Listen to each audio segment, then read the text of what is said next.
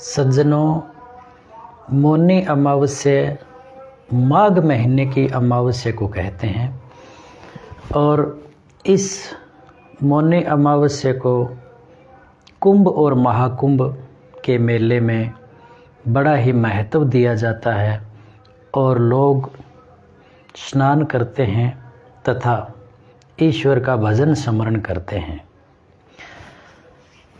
अब मौनी अमावस्या के बारे में हमें ये समझ लेना ज़रूरी है कि इसका एक अर्थ ये होता है कि मौन रहना। माघ महीने की अमावस्या मौनी अमावस्या कहलाती है और इस अमावस्या को हम सभी सनातन लोगों को मौन रहना चाहिए। मौन रह करके हमें अपने पूर्वजों के बारे में सोचना चाहिए कि उन पूर्वजों ने हमारे लिए कितने कष्ट उठाए, कितने कष्ट सहे, कैसे हमें पाला पोसा, कैसे हमें समृद्ध किया और उनके प्रति हमें कृतज्ञ होना चाहिए। और साथ में ये भी ध्यान रखना चाहिए कि हमारे जो कुछ पूर्वज जिन्होंने अपने संतानों को दुख दिया, घर को उजाड़ दिया, उनकी समृद्धि, उनके सुख को नष्ट कर दिया, उनके बारे में विचार करना चाहिए। जिन्होंने हमारे लिए तप किया, त्याग किया, उनके प्रति कृतज्ञता का भाव, और जिन्होंने हमारे लिए बुरा किया उनके प्रति हमारा क्षमा भाव होना चाहिए कि जैसा हमारे जो भाग्य में था वैसा हमारे साथ उन्होंने व्यवहार किया।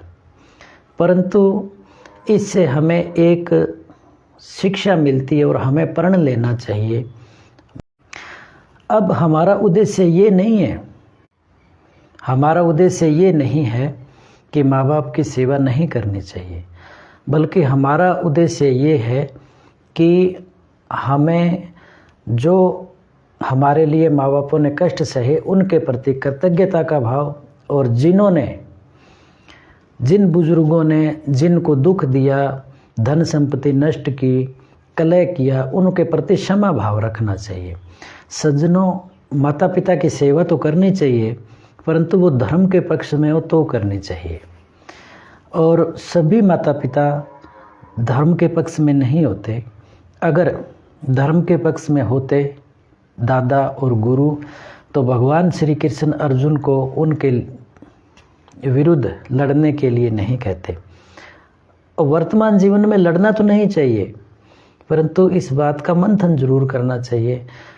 मैंने अपने निजी जीवन के अनुभव में ये देखा है कि बहुत से माँ बाप ऐसे होते हैं जिन्होंने अपने बच्चों को दुख दिया और घर को उजाड़ा, नष्ट किया, परंतु फिर भी द्वेष भाव न रखते हुए अपने प्रति, हमारा उनके प्रति जो कर्तव्य कर्म बनता है वो निभाना चाहिए।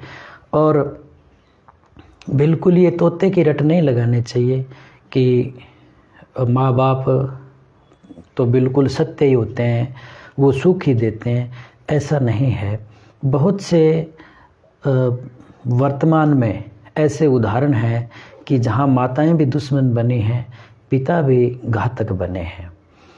तो इस मौनी अमावस्या को हमें ये चिंतन अवश्य करना चाहिए कि हमारे बुजुर्गों ने हमारे लिए क्या कष्ट उठाए, उनके प्रति कृतज्ञता का भाव, और जिन्होंने दुख दिए उनके प्रति क्षमा भाव। और प्रण ये लेना चाहिए कि हम अपने बच्चों को दुखी ना करें, उनके सुख समृद्धि में हम उनका सहयोग करें।